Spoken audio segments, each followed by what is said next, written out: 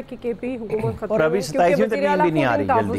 जाओ चलें, जो भी 27वीं तरमीम भी रुक गई। और बताएं आपने क्या लेना दो। देखिए जो भी है कि इस वक्त केपी अभी जल्दी नहीं आ रही केपी गवर्नमेंट आएगी सही। KP government Ali mean Gandapur जो कह रहे हैं बिल्कुल बड़े वसूल से कह रहे हैं, इसलिए आएगी 26 हो गई हैं, तो इसमें क्या मसला है? हाँ नहीं वो तो कोई इसलिए कह रहे हैं क्योंकि उनको पूरा यकीन है कि उनकी गवर्नमेंट नहीं गिरे, क्योंकि उनकी गवर्नमेंट गिरती है तो जब तक उनके अपने जो मौजूदा उनके साथ जो धड़े हैं वो उनसे अलहदा नहीं होते, क्योंकि उन धड़ों में भी वो लोग इनके अपने लोग शामिल हैं पीटीआई के, और ये आज़ाद जो अरकान हैं अगर यहाँ जब उनको शामिल नहीं किया जाता, वो धड़े मिल के इनके साथ ना जब तक करें तो इनसे अलहदगी इख्तियार ना करें तब तक इनकी गवर्नमेंट को कोई फ़र्क नहीं पड़ता। अगरचे वो दूसरे देखने मौलाना फजल रहमान साहब ने कह दिया कि वो इनके साथ शामिल नहीं, मौलाना भी एक हद तक हैं, अगर गवर्नमेंट गिर जाती है तो तब मौलाना बीच में, ज़ाहिर है फिर गवर्नमेंट हुकूमत साजी के लिए तो फिर इनकी लोगों को आना पड़ेगा, ANP को भी आना पड़ेगा। तो इसलिए ये इस वक्त जो है, क्योंकि इस वक्त जो लॉ एंड ऑर्डर की जो सिचुएशन चल रही है, जो भी सर चल रही है, तो बिल्कुल वो भी बड़ा ज़रूरी है और बिल्कुल ये बंदा बड़ा फिजिबल है उनके लिए। तो बंदा जब गुड बॉय है तो फिर इस गुड बॉय को साथ ही लेके चलना पड़ेगा, इसलिए उसको पता है कि मुझे इस वक्त गवर्नमेंट ने इसमें नहीं गिराया जा सकता, तो वो इसको साथ ही अली मीन गंडापुर की गवर्नमेंट इस वक्त चलेगी। और ये वक्त बिल्कुल वो जो बात बिल्कुल कही आमिर साहब ने कि तवज्जो हटाने के लिए, इमरान खान की हमदर्दियाँ हासिल करने के लिए ये बिल्कुल एक तरीक़ाकार इसने अपनाया बिल्कुल, क्योंकि उधर से नाराज़गी का इज़हार किया जा रहा था क्योंकि बजट पास हो गया, तो बिल्कुल एक ये तरीक़ाकार था जो इससे ज़्यादा बेहतर नहीं है कि अपनी हमदर्दियाँ हासिल की जाएँ, क्योंकि इनकी अंदर से इनके साथ जो दूसरे धड़े हैं उनकी मुखालफत बीच में कर रहे थे, तो ज़ाहिर है तो उनके हमदर्दियाँ हासिल करने के लिए बिल्कुल उनको अपने साथ मिलाना। और इस वक्त अगर इनकी मुलाकात होती है, अगर मुलाकात के लिए तो नहीं जा सके, आज भी मुलाकातें हुई हैं बानी PTI से, लेकिन उसके बावजूद भी जो सूरत हाल है उसके लिए क्लियर इनको करना पड़ेगा। ये वक्ती तौर पर है, जो एहतजाज ये करें जो भी है, ये मामला सेटल होंगे तो फिर इनकी गवर्नमेंट बिल्कुल इसी तरह चलती रहेगी। या अगर इनके जब तक जो कहा जा रहा है कि इनके जो 3-4 धड़े हैं इनके साथ वो इनसे अलहदगी इख्तियार नहीं करते, तो वो अभी इनका कोई ऐसा मसला नहीं है। जो 35 अरकान हैं जिन्होंने अपनी पार्टी का जिक्र ही नहीं किया था, तो वो इलेक्शन कमीशन में, तो वो बहुत अहमियत रखते हैं, तो वो ये ज़ाहिर है इस वक्त कोई तोड़ने में इस वक्त कोई ऐसी सूरत हाल तो नहीं दिखाई दे रही कि इनको अलहदा कर लिया जाए तो जिसकी वजह से इनकी गवर्नमेंट गिर जाए। ये इस वक्त चल रही है बिल्कुल। इस वक्त वो जिस वसूख से कह रहे थे कि मेरी गवर्नमेंट तोड़ के दिखाएं, तो वो बिल्कुल उसके पीछे कोई ना कोई बात है, और वो बिल्कुल जब तक उनके मामला चल रहे हैं, और इससे अच्छा बंदा उनको कोई नहीं मिलेगा जो गायब भी हो जाता है, जो हर चीज़ भी कर लेता है, जो जिस तरह मोड़ना चाहे फ्लेक्सिबल हो जाता है। तो इसलिए PTI वाले इनसे नाराज़ हैं, उनके काफ़ी ज़्यादा इनकी मुखालफत हो चुकी थी, तो ये मुखालफत को कम करने के लिए अब देख लें बिल्कुल इसी तरह बात जो चीज़ चली है पंजाब से भी चली है कि मुज़ाकरात दोबारा किए जाए, तो तमाम मामला ये इसलिए चल रहे हैं ताकि ये जो चीज़ें हैं इनको दोबारा गवर्नमेंट इसको देखे, कंसीडर करे, या कोई इस्टेब्लिशमेंट की तरफ से कोई आए बातचीत। गवर्नमेंट तो नहीं बातचीत करना चाहती, गवर्नमेंट के साथ ये जो मर्जी करे, तो लेकिन असल चीज़ है जिनको बताना चाहते हैं कि जी हमारे साथ मुज़ाकरात करें, हमारे लीडर को बाहर लेके आएँ, तो वो जो सारी चीज़ है शोर शराबा और ये साथ में जो चीज़ है, KPI गवर्नमेंट अगर चेंज किया करते तो इनसे कोई फ़ायदा नहीं, ना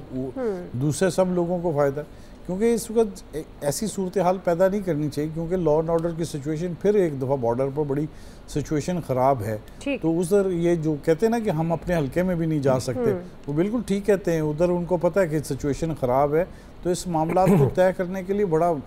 ज़रूरी है कि खामोशी इख्तियार की जाए। ठीक है शकील अंजुम साहब, अब जो गंडापुर सियासी जमातों को हुकूमत गिराने का खुला चैलेंज दे रहे हैं, तो आप समझते हैं कि KP हुकूमत को ख़तरा है? फिर वो दूसरी तरफ ये भी कहते हैं कि कोई किसमें हिम्मत है तो वो गिरा कर दिखाएं, तो वो इतना पुरएतमाद भी एक तरफ नज़र आते हैं, लेकिन वही जो इलियास साहब बात करें कि ज़ाहिर है कोई ना कोई बात तो है जिसकी वजह से तहरीक अदम एतमाद की बात भी हो रही है, मौलाना साहब भी सफाइयाँ दे रहे हैं, तो आप इसको कैसे देखते हैं कि क्या आपको लगता है कि वाकई KP हुकूमत को गिराया जा सकता है? क्या कोई ऐसी हो सकती है बातचीत? शकील अंजुम साहब देखिए, तो इस सारी सिचुएशन को हम 2-4 चीज़ों से लिंक करके देखते हैं कि KP में क्या होगा या क्या हो सकता है या क्या होने जा रहा है। सबसे पहले बात तो यह है कि पाकिस्तान की सियासत में कोई आइन, कानून, इखलाकियात वाली बात तो है नहीं कि जिसके तहत हम कहें कि वाकई कोई आइनी और कानूनी बात होगी और इस हुकूमत को ख़तरा है या नहीं है। दूसरी जो सबसे बड़ा फैक्टर है, वो मैं खान साहब की बात को आगे बढ़ाऊंगा, वो है ताकतवर हल्के। अगर तो ताकतवर हल्कों ने ये स्क्रिप्ट लिख लिया है कि वहाँ से केपी हुकूमत को हटाना है, गंडापुर को चलता करना है और इस हुकूमत को आगे नहीं चलने देना, तो मेरा ख्याल है कि फिर ये जो अरकान हैं, आज़ाद अरकान, वो अपनी वफादारियाँ भी तब्दील कर लेंगे। जाहिर है अगर वो दूसरी तरफ का जो वज़ीर आला होगा, यही मरात और ओहदे जो है वो उनसे ले लेंगे, क्योंकि जैसे मैं कह रहा हूँ कोई यहाँ पे इखलाकियात तो है नहीं। अगर इखलाकियात होती तो मेरा ख्याल है कि मौलाना फजलुर रहमान, PMLN और पीपल्स पार्टी जो है, वो जो इलेक्शन कमीशन ने अनाउंसमेंट की है नशिस्तों की, उनको लेने से भी इनकार कर देते और वो ये कह देते कि ये हमारा हक नहीं है। तो इसलिए कोई आइन और कानून के मुताबिक तो कोई फैसले होने नहीं है। रहा सवाल ताकतवर हलकों का, मेरा ये ख्याल है कि वो कंप्रोमाइज्ड हैं अली अमीन गंडापुर उनके साथ, और हम इसी प्रोग्राम में जो है बैठ कर जब भी KP की तरफ से कोई भी एहतजाजी तहरीक आती थी, तो हम ये कहते थे कि गंडापुर साहब जो है वो ताकतवर हलकों के साथ अलाइन है और उन्हीं के कहने पर जितना हद तक उन्हें इजाज़त होती है वो आते हैं, उसके बाद फिर वो वापस चले जाते हैं। तो इसका मतलब ये हुआ कि गंडापुर जो है वो उन हलकों के साथ कंफर्टेबल हैं और वो हलके भी गंडापुर के साथ कंफर्टेबल हैं। और इस सारी सिचुएशन का फ़ायदा भी अली अमीन को हो रहा है, क्योंकि अली अमीन के ख़िलाफ़ आप देख लें कि जुनैद अकबर जो है वो मुसलसल बात कर रहे हैं कि वहाँ पर उनके काम नहीं हो रहे, उनको जलसे नहीं करने दिए जा रहे, या जो भी तहरीक वो इमरान खान के कहने पर शुरू होनी है या नहीं होनी मुहर्रम के बाद, उसके लिए भी जो है जिस तरीके से फैसिलिटेशन चाहिए वो भी नहीं हो रही। तो उस सारी सूरत हाल में जब हम ये बात करते थे कि खान साहब इमरान गंडापुर की छुट्टी कराने वाले हैं, तो इस सारी सिचुएशन में मेरा ये ख्याल है कि अगर खान साहब ने कोई फैसला किया भी था गंडापुर की छुट्टी कराने का, तो मेरे ख्याल अभी उस पर अमल दरामद नहीं होगा जब तक ये क्लियर नहीं हो जाता कि अपोजिशन जमातों की तरफ से आया तहरीक अदम एतमाद आ रही है या नहीं आ रही, और क्या इन अरकान को तोड़ा जा रहा है। तोड़ा जाएगा तो साफ जाहिर है हार्स ट्रेडिंग होगी बहुत बड़े पैमाने पर। पाकिस्तान की सियासत में ये कोई काम पहली दफ़ा नहीं होगा, पहले भी आपने देखे ना, छांगा मांगा से ये काम शुरू हुआ। मियां नवाज शरीफ साहब ने उस वक्त इसकी बुनियाद डाली थी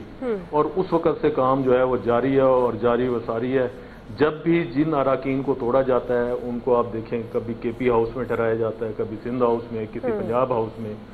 जब इमरान खान साहब के खिलाफ इम्पीचमेंट आई तो उस वक्त भी जो अरकान असम्बली तोड़े गए थे, आप देख लें, उन्हें सिंध हाउस ठहराया गया था। तो अभी सिचुएशन मेरा ये ख्याल है कि उस तरफ नहीं गई है। अभी बयानबाजी की हद तक तो लोग जो है ये इस बात का दावा कर रहे हैं कि KP हुकूमत को टॉपल कर दिया जाएगा, लेकिन अमली तौर पर अगर तो वाकई जो नंबर गेम्स है वो पूरी हो जाती है अपोजिशन के पास और वो फिर इम्पीचमेंट ले आते हैं, असम्बली में करारदाद जमा करा देते हैं अदम एतमाद की, तो फिर उसके बाद देखेंगे कि कितने अरकान हैं जो टूट कर दूसरे ग्रुप में जाएंगे। दो छोटी सी बात कर तरीके से हार्स ट्रेडिंग होगी और फिर जो है आप ये देखेंगे, ये भी देखना पड़ेगा कि KP में क्या पुरस्कार सरगर्मियां शुरू हुई हैं या नहीं।